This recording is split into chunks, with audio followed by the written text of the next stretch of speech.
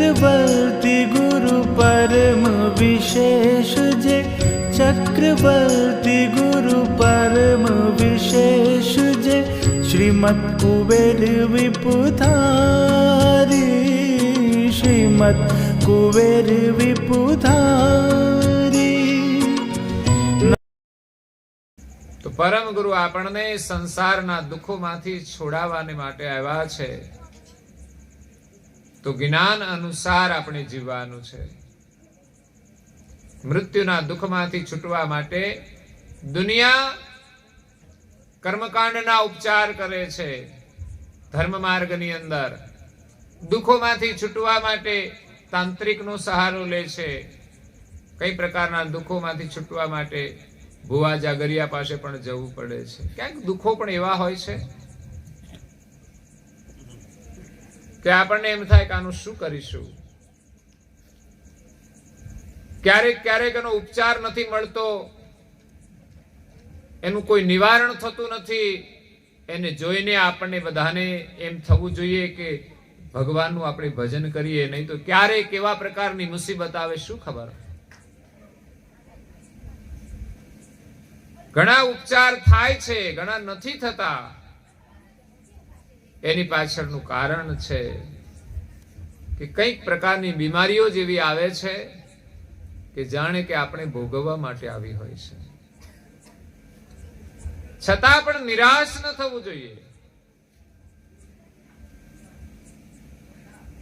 ઘણીવાર જન્મથી અમુક પ્રકારની બીમારીઓ હોય છે, કોઈ અપંગ હોય, કોઈ અંધ હોય, તો જીવનભર એને એવી જ દશામાં જીવવું પડે છે। આ કર્મની ગતિ છે। આવું જોઈને પણ આપણને ભક્તિ કરવાની પ્રબળ ઈચ્છા થવી જોઈએ અને હંમેશા અધમ કર્મથી ડરવું જોઈએ, પાપ કર્મથી ડરવું જોઈએ। એટલે સંસારમાં અનેક પ્રકારના દુઃખો છે અને એના અલગ અલગ ઉપચારો પણ છે। શારીરિક બીમારી માટે આપણે કઈ દવાખાને જઈએ છીએ તો સારું 90% થાય છે, પણ 10% નથી પણ થતું, એવું પણ બની શકે છે। એ સિવાય પણ બીજા માર્ગો આપણે અપનાવીએ છીએ, સારું થશે કે કેમ ખબર નથી। મેં જેમ કહ્યું કે એક દીકરીને તાવ આવ્યો ને એને ડામ આપવામાં આવ્યા, તો એ સહી ઉપચાર નહોતો। તો ઘણીવાર આપણે એ રીતે આ સંસારમાં ભટકતા હોઈએ છીએ।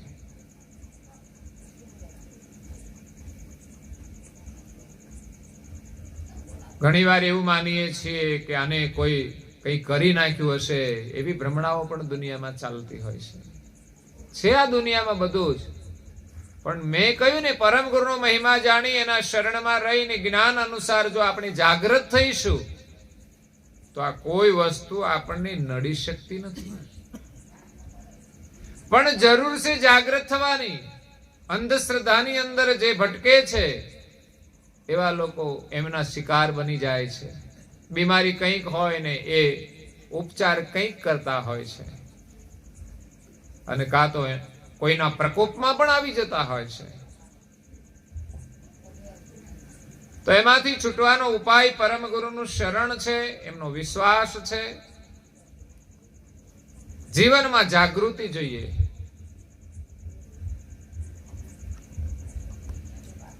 તો આ જગતની અંદર શા માટે આ બધું થાય છે એનું જ્ઞાન પણ પરમ ગુરુએ આપ્યું છે। કઈ કર્મ અનુસાર હોય તો સ્વીકારવાની પણ આપણી તૈયારી જોઈએ, અને કંઈક એવા પ્રકારનો પ્રકોપ હોય તો એનો એવો ઉપચાર પણ હોય છે।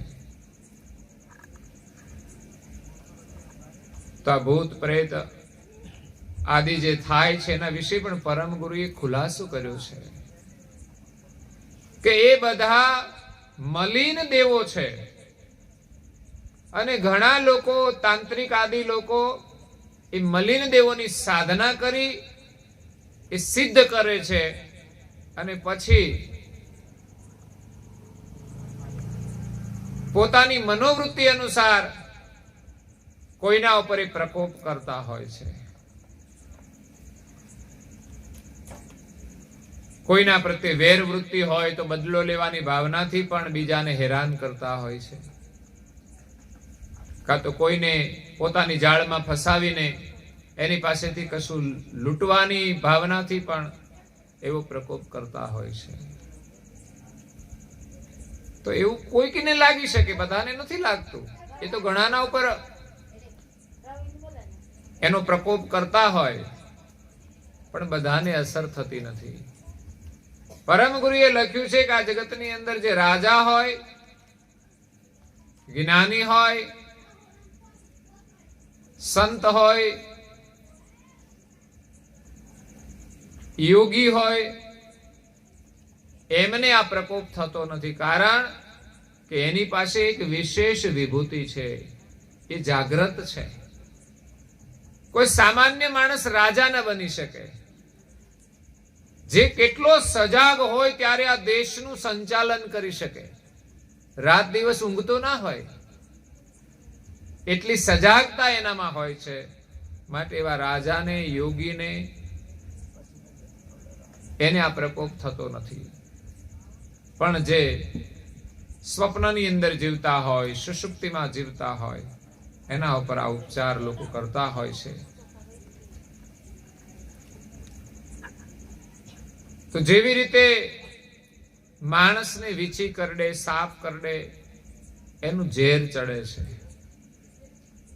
તો જેટલા પણ આવા પ્રાણીઓ છે ઝેરી, એના મુખમાં ઝેર હોય છે. એ તામસ દેવ બિરાજમાન હોય છે. તો એ જેને કરડે એને ઝેર ચડે. હવે આ ઝેર ઉતારવું હોય તો શું કરવાનું?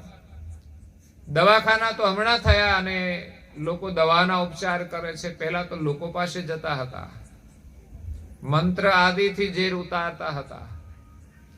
કોઈને કશું કરડે તો કદાચ મંત્રનો ઉપચાર ન પણ કરવો પડે, એમ જ ઝેર ઉતરી જાય છે. કોઈને મંત્રથી ઝેર ઉતરે છે અને કોઈને મંત્રનો ઉપચાર કરવા છતાંય ઝેર ઉતરતું નથી. એટલે જેને એમ જ ઝેર ઉતરી જાય એને તો એમ લાગે કે ભાઈ આપણે કઈ જવાની જરૂર નથી.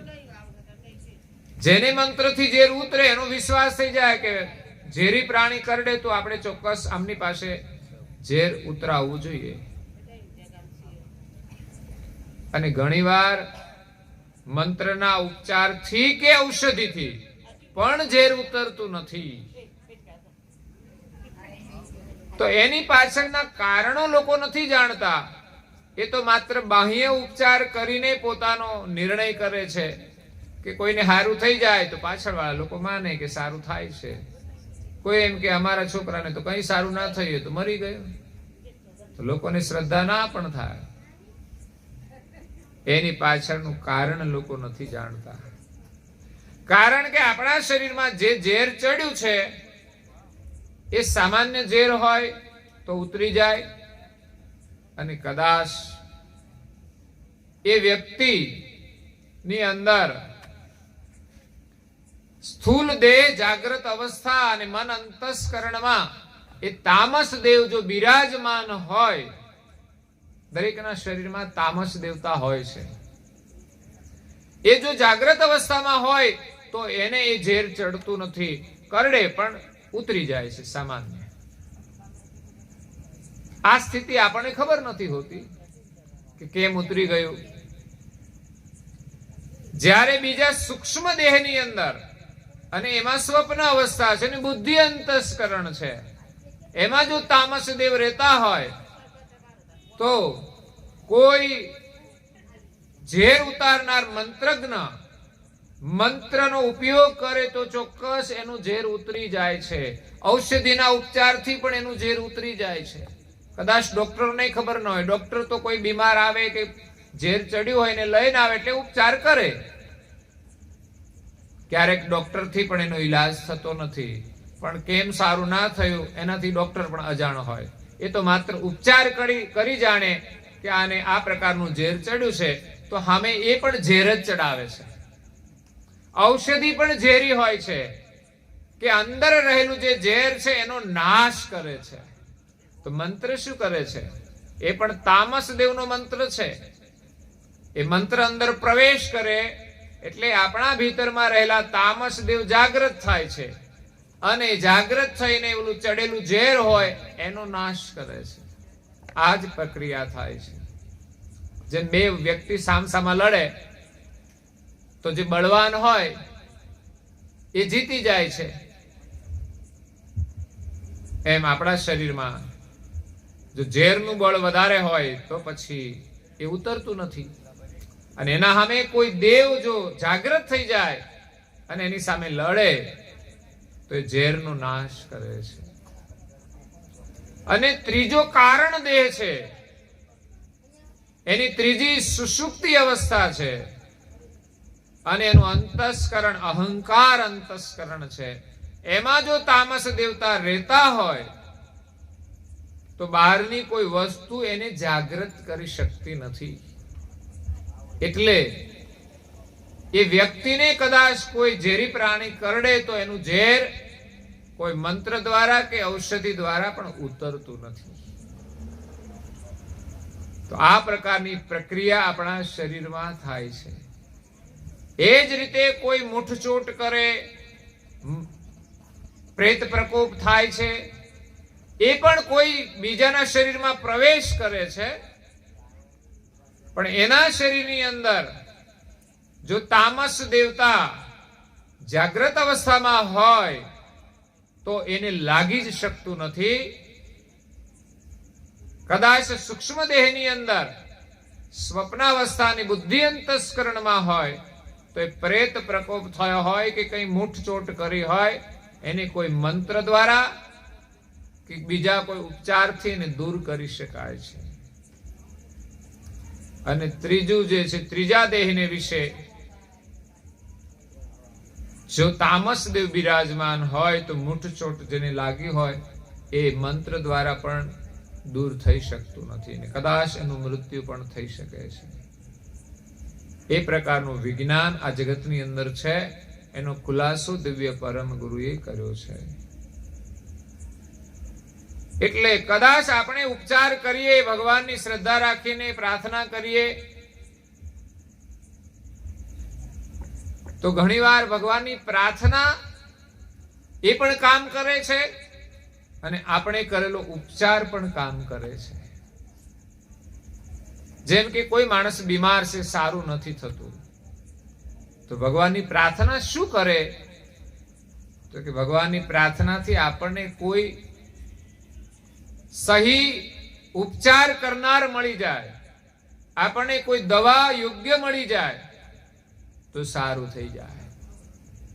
એટલે પ્રાર્થના પણ અવશ્ય કરવી જોઈએ અને સાચા હૃદયથી જો ભગવાનનું ભજન કરવામાં આવે તો એક દિવસ તમામ પ્રકારની બીમારીઓમાંથી કે તમામ પ્રકારના દુઃખોમાંથી આપણને મુક્તિ મળી જાય છે.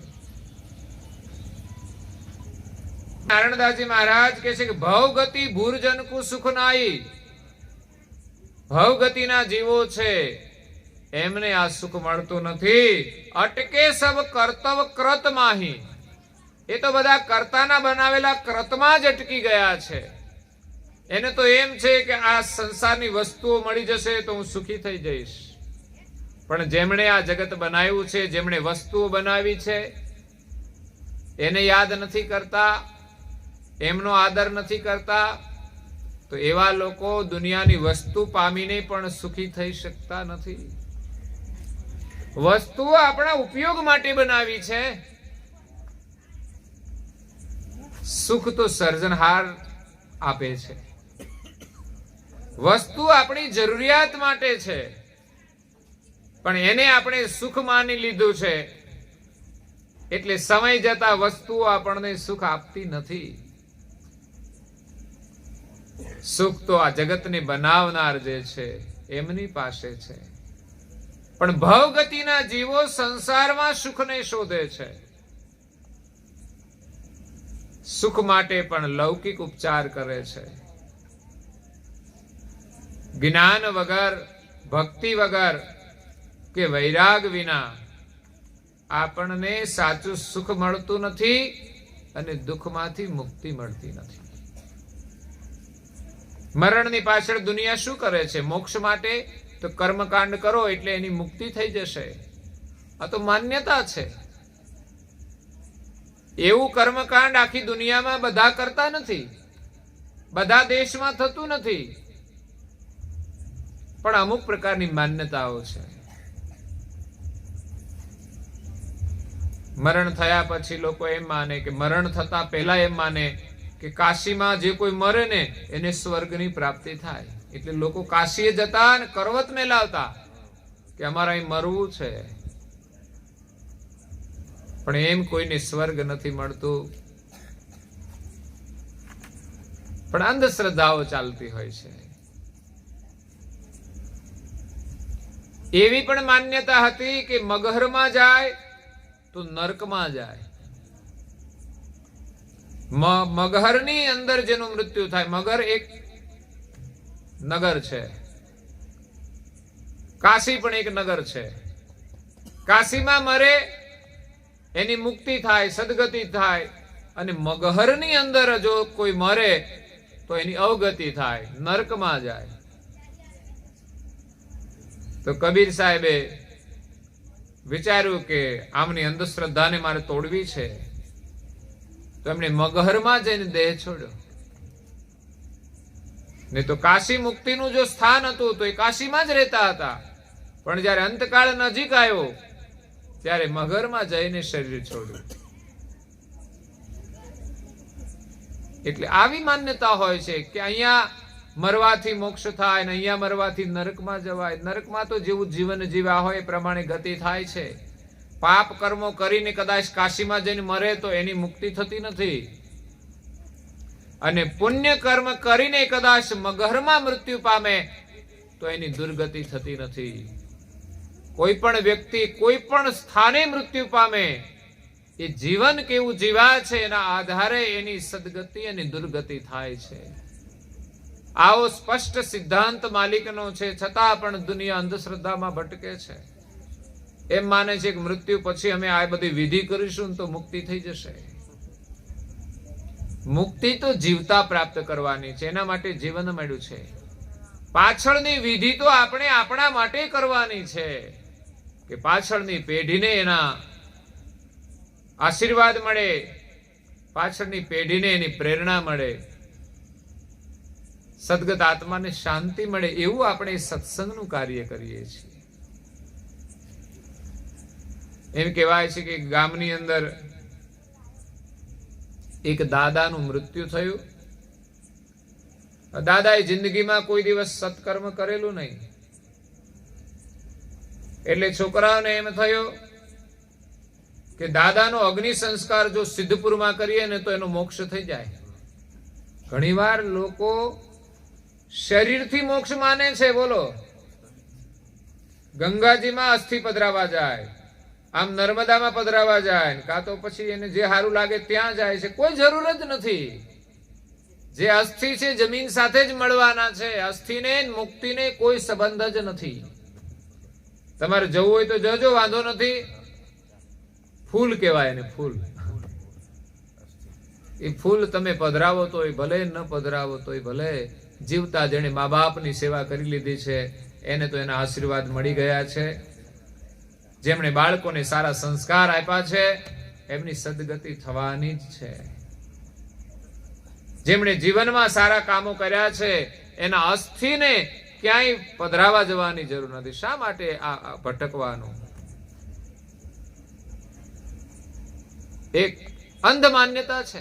ભલે કોઈમાં લખ્યું હશે કોઈએ, પણ જ્ઞાન માર્ગના સંતો એમ કહે છે કે આ મુક્તિનો ઉપચાર નથી. એની જગ્યાએ તમે નાનકડું પણ કોઈ સારું કામ કરો. 500,000 ખર્ચીને આવો તો 500,000 નું કોઈને તમે સારું કામ કરશો તો લાભ થશે. બાકી કોઈ સત્કર્મ નથી. એટલે છોકરાઓએ વિચાર્યું કે આપણે દાદાનો જે દેહ છે ને એનો અગ્નિ સંસ્કાર સિદ્ધપુરમાં જઈને કરીએ. તો એ સમયે વાહનો નહોતા, એટલે ઘોડા ઉપર સવાર થઈ અને એમનો દેહ લઈને ગયા. ચાલતા ચાલતા ચાલતા સંધ્યાનો સમય થયો, એટલે રસ્તામાં રાત્રિ રોકાણ કર્યું. એટલે પાલખી નીચે ઉતારી, એ જે શરીર હતું એને પાલખીમાં મૂક્યું અને પેલા લોકો સૂઈ ગયા. રાત્રે એક ગાંડો માણસ આવ્યો. એમણે જોયું કે પાલખીમાં શું છે. જોયું તા તો સપ. એને તો આશ્ચર્ય થયું કે આવી સરસ પાલખી ને એની અંદર સપ. એમણે તો કાઢીને ઘોડાને માથે મૂકી દીધું અને ઘોડાને બાંધ્યો હતો એને છોડી મૂક્યો અને ઘોડો તો જે રસ્તેથી આવ્યો એ જ રસ્તે પાછો જતો રહ્યો. ઘરે આવી ગયો. પેલા લોકો સવારે ઉઠ્યા અને ઓલો ગાંડો હતો ને એ પાલખીમાં બેહીને હુઈ ગયો. પેલા લોકોએ તો સવારે સીધી પાલખી ઘોડા ઉપર મૂકવાની હતી તો ઘોડો તો હતો ને, એમને શોધ્યો તો મળ્યો નહીં. પછી તો એ લઈને ઉપડ્યા ખભે મૂકીને, ચાલો ચાલતા ઉપડીએ. ત્યાં તો ગાંડો ઉભો થયો રસ્તામાં.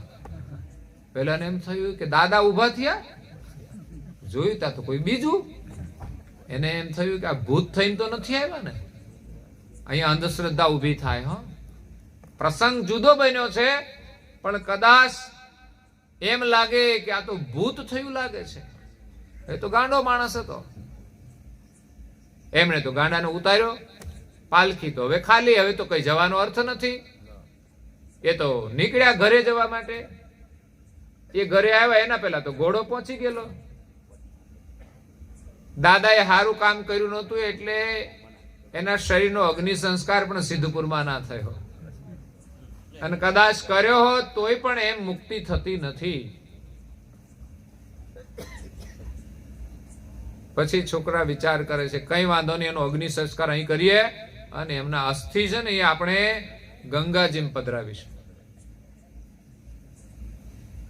એટલે પછી અગ્નિ સંસ્કાર ઘરે કર્યો.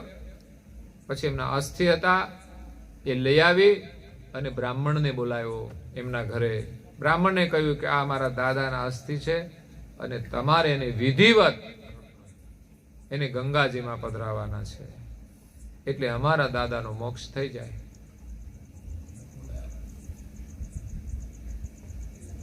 એટલે બ્રાહ્મણ દેવતા એક પેટીની અંદર જે અસ્થિ હતા એ લઈ અને એમના ઘરે આવ્યા. ધર્મપત્નીને કહ્યું કે સવારે મારે હરિદ્વાર જવાનું છે. તો એમની પત્નીએ એમના માટે નાસ્તો બનાવી દીધો, ભોજન બનાવી દીધું. રસ્તામાં કામ લાગે એવું નાસ્તાનો ડબ્બો એમણે બહાર ટેબલ ઉપર મૂકી દીધો. સવારે બ્રાહ્મણ દેવતા વહેલા સવારે ઉઠી નાહી ધોઈ પૂજા પાઠ કરી અને ઉતાવળમાં નીકળવામાં એ નાસ્તાનો ડબ્બો લઈને નીકળી ગયા અને અસ્થિનો ડબ્બો એ પડ્યો રહ્યો. છેક હરિદ્વાર પહોંચી ગયા પછી એમના થેલામાં જોયું કે અસ્થિનો ડબ્બો મળે નહીં. એટલે નિરાશ તો થઈ ગયા, પણ હવે શું કરવું. ત્યાંથી પરત આવ્યા. ધર્મપત્નીને કહ્યું કે હું છેક હરિદ્વાર જઈને આવ્યો, પણ અસ્થિ તો અહીંયા રહી ગયા. હવે શું કરવું, બીજો ધક્કો ના ખવાય કે છે. હવે આ અસ્થિને અહીંયા ગમે ત્યાં છે ને આપણે દાટી દઈએ અને આપણે યજમાનને કહીશું કે હું ગયો તો હરિદ્વાર, એ તો નક્કી જ હતું, અસ્થિ પધરાવી દીધા છે તો એ માની લેશે. તો મોટા ભાગે આવું જ ચાલતું હોય છે. લોકો જ્યોતિષ પાસે જાય, જોવો ને અમને શું નડે છે. પેલા કે તમને શનિ નડે, તમને રાહુ નડે, તમને કેતુ નડે, આ જ નડે. તો શું કરવું પડશે કે આટલા જાપ કરવા પડશે. તમે કે આટલા પૈસા આપી દો ને હું કરી નાખીશ. ભગવાન જાણે એને કર્યા કે નહીં, એની કોઈ ખાતરી છે એમણે કંઈ કર્યું? અને કરનારા પણ જો શુદ્ધ ન હોય તો પણ એનું કાર્ય સિદ્ધ થતું નથી. હવે મસાલા ખાતા હોય ને પછી એની વિધિ કરે તો એનું કાર્ય સિદ્ધ ના થાય. એટલે બ્રાહ્મણ દેવતાએ એક ઉકરડો હતો જ્યાં લોકો ખાતર નાખતા હતા. ત્યાં ઉકરડામાં ખાડો કરી અને હાડકા દાબી દીધા. પછી ઉનાળાનો સમય આવ્યો એટલે એ બધા ખેડૂતો પોતપોતાના ઉકડામાંથી ખાતર કાઢી અને ખેતરમાં નાખવા લાગ્યા. એમાં જે કાકાનું મૃત્યુ થયું હતું એમના છોકરા એમના ઉકડો ભરતા હતા અને એમાંથી અસ્થિ મળ્યા. એમણે જોયું કે આપણે તો આ અસ્થિ તો આપણા દાદાના હોય એવા લાગે છે, કારણ કે એમણે જ આપ્યા હતા, પણ અહીંયા કેવી રીતે આવી ગયા હશે? એની મનમાં શંકા હતી તો એને બ્રાહ્મણને બોલાવ્યા. બ્રાહ્મણને પૂછ્યું કે અમારા દાદાના અસ્થિ ક્યાં ગયા? કે છે અમારા ઉકડામાંથી નીકળ્યા, અહીંયા કેમ આવ્યા હશે? હવે બ્રાહ્મણ કે આપણાથી ખોટું બોલાય નહીં. હવે તો ખબર પડી ગઈ એટલે એમણે જેવી હતી એવી સાચી વાત કરી કે હું હરિદ્વાર ગયો તો પણ ઉતાવળમાં એ અસ્થિ લઈ જવાનું ભૂલી ગયો, એટલે અમે પછી વિચાર્યું કે એને અહીંયા ઉકડામાં દાટી દે. અમને ખબર નહીં આ તમારો ઉકડો છે, અને અમે તમને એવું કહ્યું કે અમે અસ્થિ ગંગાજીમાં પધરાવી દીધા છે. એટલે જેના ભાગ્યમાં ના હોય એના શરીરનો અગ્નિ સંસ્કાર પણ યોગ્ય જગ્યાએ ન થાય અને એના અસ્થિ પણ જળમાં પધરાવી શકાતા નથી. અને કદાચ પધરાવે તો પણ મનમાં ભ્રાંતિ રાખવાની નહીં કે અસ્થિ પધરાવાથી કોઈ જીવનો મોક્ષ થાય. કોઈ એમ કે ચંદનના લાકડાથી બાળો, તો ફેર કઈ જ પડતો નથી. આ તો ધન હોય વધારે તો ચંદનથી બાળે, બાકી તો શરીરને અગ્નિ સંસ્કાર કરવાનો છે કે પછી એને દફનાવવામાં આવે. મૂળ તો એની અંતિમ એક વિધિ છે, અગ્નિમાં બાળે, જમીનની અંદર દફનાવે. પારસી લોકો તો એને કુવામાં જ ટાંગે છે. કેમ? તો કે પ્રાણી પંખી હોય જે માંસાહારી એનું ભોજન બને, ઉપયોગમાં આવે. તો જેની જેવી માન્યતા છે એ રીતે આ શરીરનો અંતિમ સંસ્કાર કરે છે. પણ શરીરના સંસ્કાર સાથે આત્માના કલ્યાણનો કોઈ સંબંધ નથી. એ તો જીવને આ ઉત્તમ મનુષ્ય દેહ મળ્યો છે ને મનુષ્ય દેહ જો ભગવાનનું ભજન કરી લે તો એની મુક્તિ થાય છે. નહીં તો આ દુનિયા અંધશ્રદ્ધાઓમાં ભટકે છે, પણ એના બંધનમાંથી એને છુટકારો મળતો નથી. જ્યારે દિવ્ય પરમ ગુરુ આપણને સહી ઉપચાર બતાવે છે કે આ જગતના સર્જનહારનું સુમિરન કર્યા વિના આપણને ભવબંધનમાંથી મુક્તિ મળશે નહીં, અને સર્જનહારને પ્રાપ્ત કરવા માટે સમર્થ ગુરુના શરણમાં જવાની જરૂર છે. તો પરમ ગુરુ એ આખા વિશ્વના ગુરુ છે.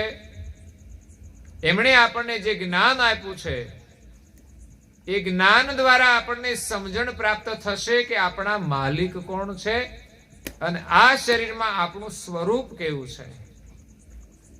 એ સ્વરૂપ લક્ષ્યને જો સમજીશું અને એને પામવા માટે ભક્તિ કરીશું તો અવશ્ય તમામ પ્રકારના બંધનોમાંથી મુક્તિ મળશે. કારણ કે જ્યાં સુધી જીવ પોતાના સ્વરૂપને જાણતો નથી અને જીવ દશામાં જીવે છે ત્યાં સુધી એને કર્મ બંધન લાગે છે. જ્યારે આત્મજ્ઞાન પ્રાપ્ત થાય પછી એ જીવન જીવે છે એવી રીતે કે એને કર્મનું બંધન લાગુ નથી પડતું. જેમ ગીતાની અંદર શ્રી કૃષ્ણએ જે જ્ઞાન આપ્યું છે કર્મયોગનું, કે આપણે કર્મયોગ કરવો જોઈએ, જીવનમાં કર્મ કરવા જોઈએ, અને કર્મનો યોગ એવો હોવો જોઈએ કે જે આપણું કર્મ યોગ બને.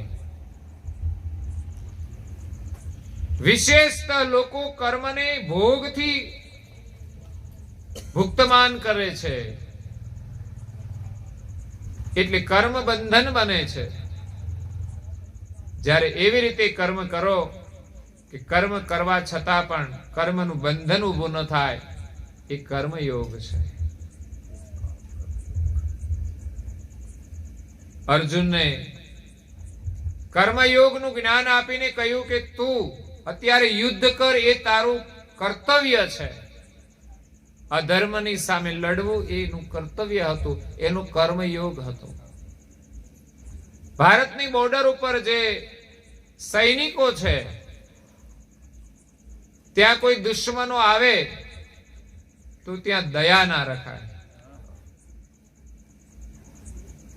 એની સામે તો આપણે આપણું કર્તવ્ય પાલન કરવું પડે અને એનો સામનો કરવો પડે.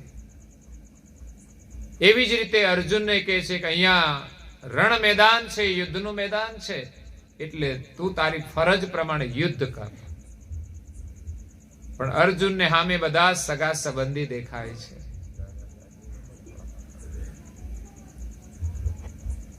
શ્રી કૃષ્ણ એને કર્મયોગનું જ્ઞાન આપે છે. તો અર્જુનને સગા દેખાય છે, તો પછી દુશ્મન થઈને કેમ ઉભા છે? તમારા પક્ષમાં ના આવી જાય તમારા સગા હોય તો? સીધી જ વાત છે. જો તમને સગા લાગતા હોય તો તમારા સામે લડે શા માટે? એમાંય સામે એમના ગુરુ પણ છે, કુલગુરુ પણ છે, ભીષ્મ પિતામહ છે. એ પણ પોતાની ફરજ સમજીને જ રણ મેદાનમાં ઉભા છે. બાકી એને પણ કઈ યુદ્ધ કરવું નથી. એ પણ ધર્માત્માઓ જ છે. એટલે એને કર્મયોગનું જ્ઞાન આપ્યું છે. એમ જીવનમાં આપણે પણ કર્મયોગ કરવાનો છે, પણ પાપ કરીને આપણે જીવન નિર્વાહ નથી કરવાનો. પાપ કરીને નહીં. કોઈ માણસ સામેથી આપણને મારે કે લડવા આવે તો એનો સામનો તો આપણે જરૂર કરવો જોઈએ. આપણો સ્વ બચાવ તો આપણે કરવો જ જોઈએ. પરંતુ આપણા જીવનનો નિર્વાહ આપણે પાપ કરીને નથી કરવા. આજે સમજી શકાય એવા કર્મો પણ આપણે છોડી શકતા નથી. હું તો બધાને સામાન્ય એક વાત તો કહું છું કે મસાલા શા માટે ખાવા જોઈએ? કોઈ જરૂરી નથી. વ્યસન કોઈ પણ જરૂરી નથી, છતાં પણ આપણે અજ્ઞાનતામાં કેવું આચરણ કરીએ છીએ.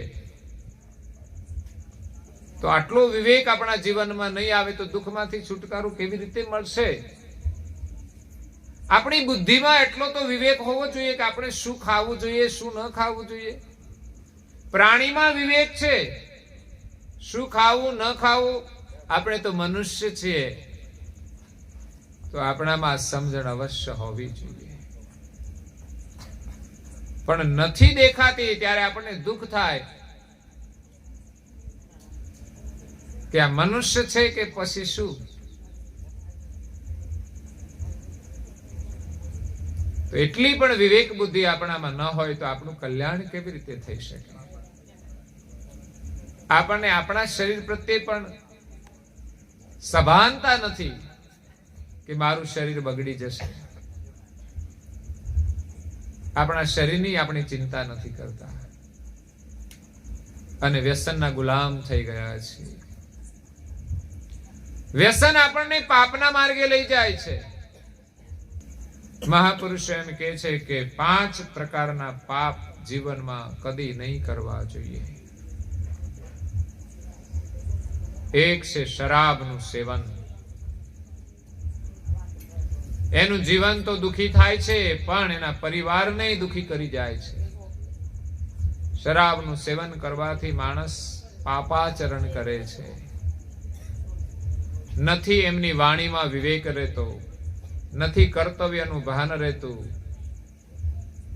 માણસ બરબાદ થઈ જાય છે. એટલે ક્યારેય શરાબનું સેવન નહીં કરવું જોઈએ. મને તો દુઃખ થાય છે કે લોકો આજે લગ્ન પ્રસંગોમાં, પાર્ટીઓની અંદર શરાબનું સેવન કરવા લાગ્યા છે. ઇલેક્શન આવે તો શરાબ વેચો. વિચાર કરો. શરાબની લાલચમાં લોકો મત આપે છે, શરાબની લાલચો આપીને લોકો મત લે છે. શું સમાજનું સારું કરવાના છે? એમની જે જીવન જરૂરિયાત હોય એ તમે આપો તો બરાબર છે. અને લેનારાય મૂર્ખા છે. એક શરાબની બોટલ કેટલા દિવસ ચાલવાની? કદાચ ઇલેક્શન આવે ત્યાં સુધી રોજ આપી જાય એક બોટલ, તોય શું? પછી રોજ આપશે ભાઈ? જીતી જશે તો પછી રોજ આપશે તમને? એટલે એનાથી જીવન બરબાદ થાય છે. સમાજના નેતાઓએ તો આવા દૂષણમાંથી લોકોને બહાર કાઢવા જોઈએ. કાયદાઓ પણ છે, પણ લોકો માત્ર પોતાના સ્વાર્થ માટે જ કામ કરતા હોય છે. ખરેખર તો સત્તા હાથમાં આવે ત્યારે આવા દૂષણોને દૂર કરવા જોઈએ, પણ એકલાનું કોઈ કામ નથી. કોઈ એક વ્યક્તિ દૂર કરી શકતી નથી. એની ચેનલ આખી છે એક દૂર સુધી હોય છે. એટલે ઘણીવાર આપણે ઉપચાર કરવા જઈએ તો પણ પરિણામ નથી આવતું. એટલે શરાબનું સેવન કરવું નહીં, બીજો જુગાર રમવો નહીં ક્યારેય. પાંડવોની જે દુર્દશા થઈ એની પાછળનું કારણ હતું જુગાર. ના પાડી શકાય એવું કઈ નથી કે સામેથી કોઈ કહે કે તમે જુગાર રમો મારી સાથે, તો ના ન પાડી શકાય. જે અધર્મ છે, જે પાપ છે, એ તો ક્યારેય કરવું ના છે. જુગાર રમ્યા અને એમાંય પાછું ખોટું કર્યું કે દ્રૌપદીને પણ દાવમાં લગાવી. શું દાવમાં લગાવવાની વસ્તુ છે? પાંડવો હતા તો ધર્મી, છતાં પણ એમણે ઘણું ખોટું કર્યું છે. એનું આ પરિણામ છે. એટલે શરાબનું સેવન નહીં કરવાનું, ક્યારેય જુગાર નહીં રમવાનો, ક્યારે માંસાહાર નહીં કરવાનો. શરાબનો ભાઈબંધ જ છે.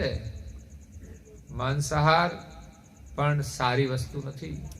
માંસાહાર ખાય છે, ઈંડાઓનું સેવન કરે છે, આમલેટ ખાય છે. એના કરતા ચોકલેટ ખાવ ને, આમલેટ ખાવી એના કરતા.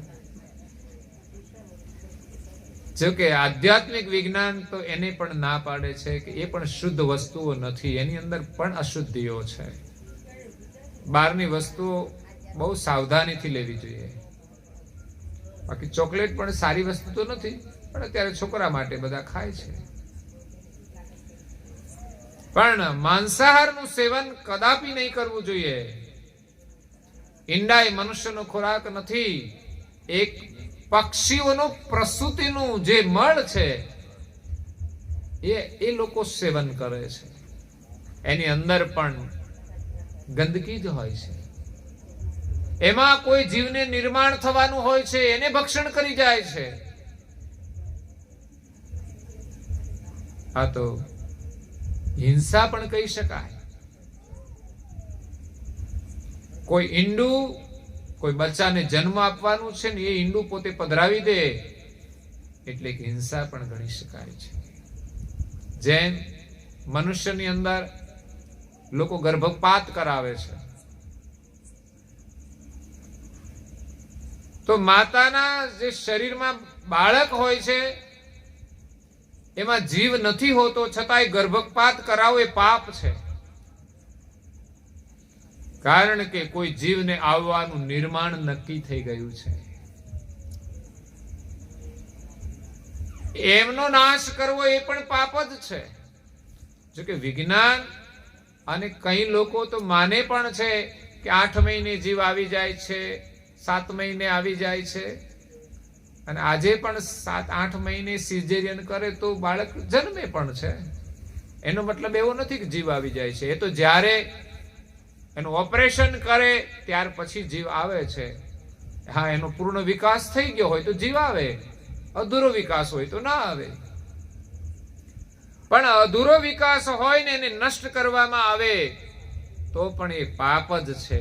કારણ કે કોઈ જીવનું આવવાનું નિર્માણ હતું, એને નષ્ટ કર્યું છે. એવી જ રીતે ઈંડા ખાવા એ પણ એક પાપ છે. બીજું કોઈ જીવની હિંસા કરવી એ પાપ છે. ક્યારે કોઈની હિંસા આપણે કરવી જોઈએ નહીં. અને એક છે વ્યભિચાર, એ મહાપાપ છે. સંસારમાં આપણે મર્યાદાની અંદર જીવવું જોઈએ. આ ગૃહસ્થાશ્રમની વ્યવસ્થા જ એ છે કે માણસ સંયમથી જીવે અને ક્યારેય વ્યભિચાર ન કરે. કારણ કે પ્રકૃતિ સ્વભાવ લોકો આ કર્મ કરતા હોય છે, એના માટે આ કુટુંબની વ્યવસ્થા છે. તો આપણી પાસે સાચું જ્ઞાન હોય તો આપણે પાપથી બચી શકીએ છીએ. દુઃખથી બચી શકીએ છીએ.